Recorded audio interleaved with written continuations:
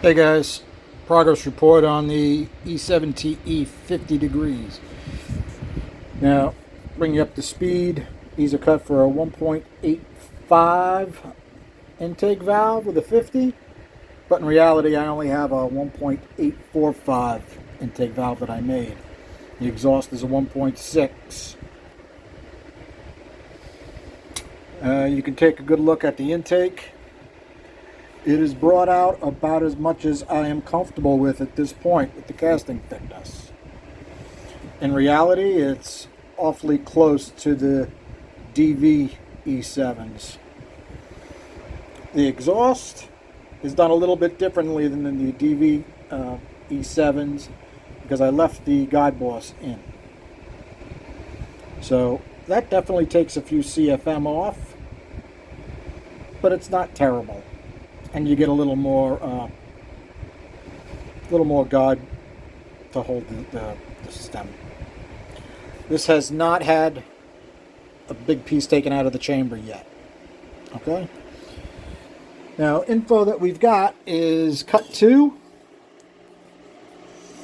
and cut 3.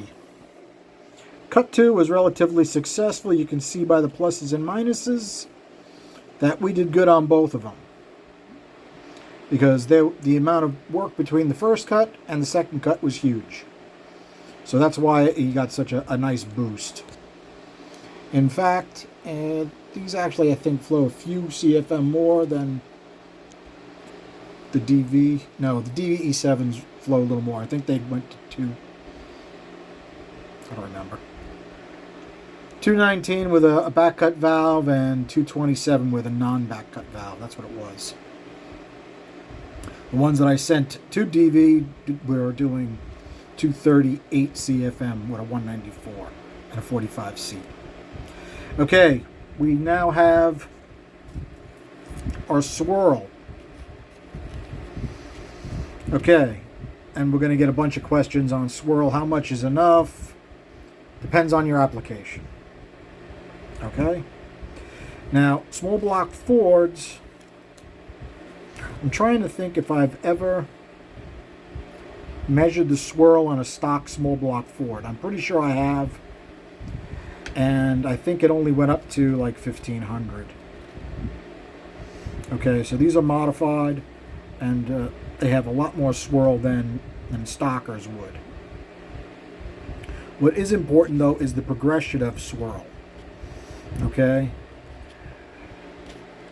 When I took these, I didn't pay attention to the pluses and minuses, so I don't know. I mean, on the second time, I had a reversal from 0.05 to 0.1. Okay. Chances are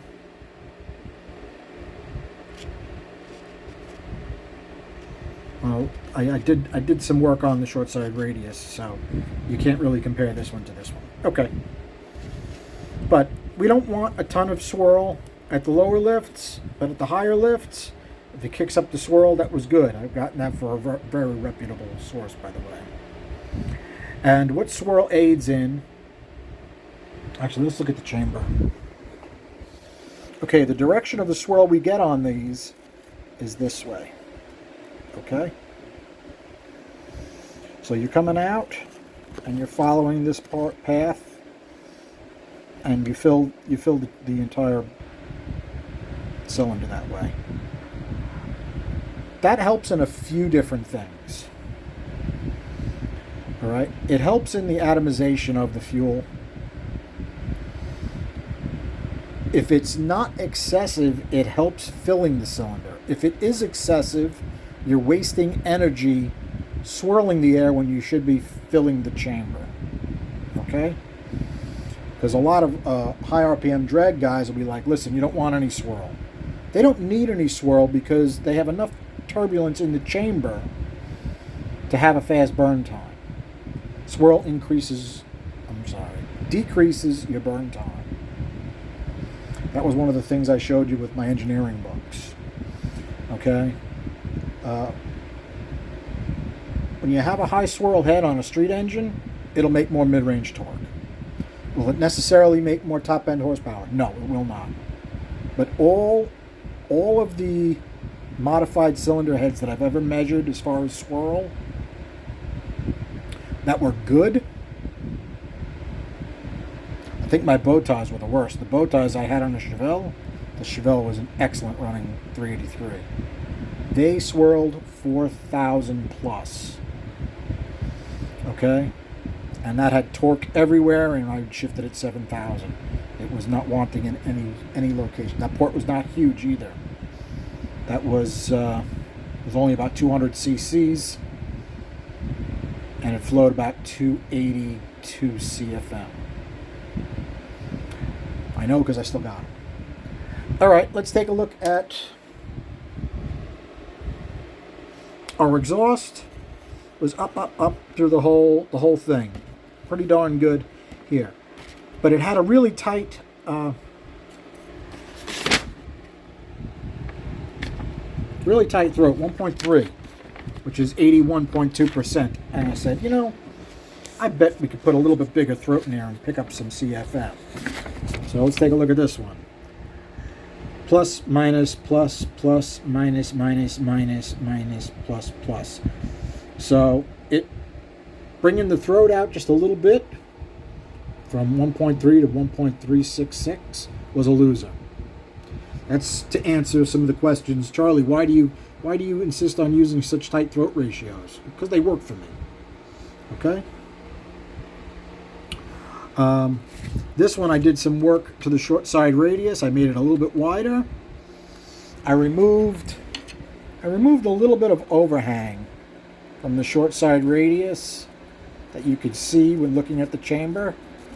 I removed a little bit of that, and I thought that would help. And you'll see what we got. We got minus, minus, minus, minus, minus, plus, minus, equals, minus, plus, plus. Not a winner. Okay? So maybe a little bit of overhang into that port is not a terrible thing. I would say it depends on the shape of your short side radius. But these are E7s. You can't just knock the short side way back because there's water under it. You can lean it back quite a bit. You can take a little bit off the top or the bottom in this picture, right? But you're going to have to be careful with it. You can't just go in there and grind the heck out of it. There's water all around it, especially if you go into the bigger valve. I'm sure if you did it with a 1.78 stock valve, you can lay that short side back a little more. But as far as the speeds, I accomplished what I wanted to when I looked at these, right? And I did some cutting, and then I moved to this one. This actually has better speeds. It's got better roof speeds, right? They're closer together. And the short side radius took a step back as far as speeds. So those are both good. And as far as the exhaust,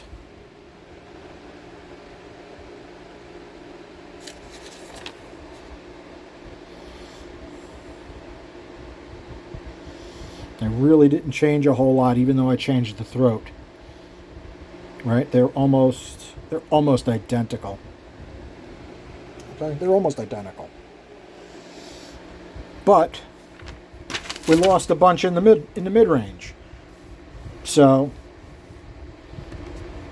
I'm going to wind up keeping them tight from now on. Hold on. Okay. Now, I could take a little more metal out of that outside wall on the exhaust, which I probably will do, because these exhausts still do not flow quite as well as DV's E7s, even though they have the guide in there. I'm trying to get them pretty darn close. I mean, if you take a look what it looks like with a pipe, all right, we're right at 200, but at the 700 lift. But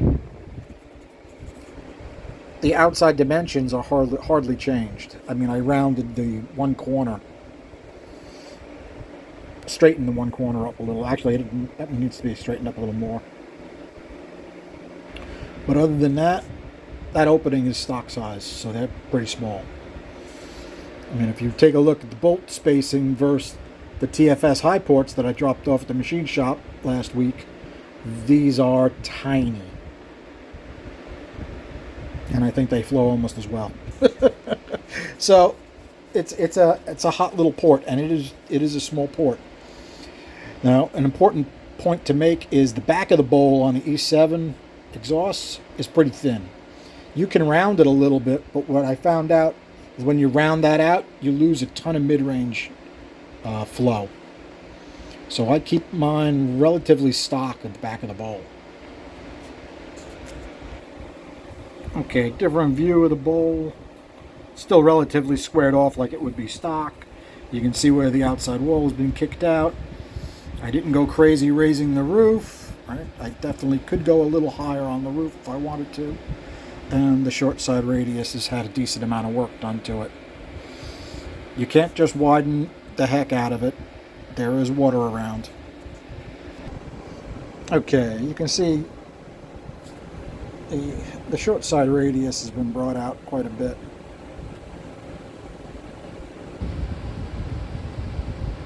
Okay, the bowl's got a nice shape to it. The inside edge has got a nice shape to it.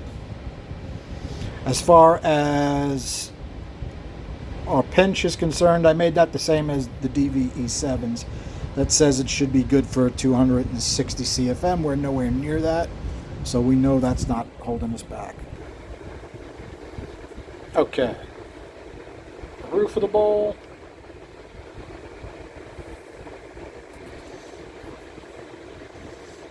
The roof has been raised quite a bit, about as much as I would like to do it with the casting thickness. It's been widened about as much as I'd like to do it with the casting thickness. Now remember, when you do that, you have to make all the other ports as close to the same shape and size as you can. So if you're right at the minimum thickness on one port, chances are you're going to have a little core shift on another port and you will not be able to make it exactly the same. So what I've been doing is I rough it out to maybe 140 thousandths thickness, and then I'll go in and I'll start making them all the same, and I'll end around 120 thousandths. 120 thousandths is a good number as far as I'm concerned. The wall on the intake that's facing the exhaust should be about 120 thousandths. You need some metal there.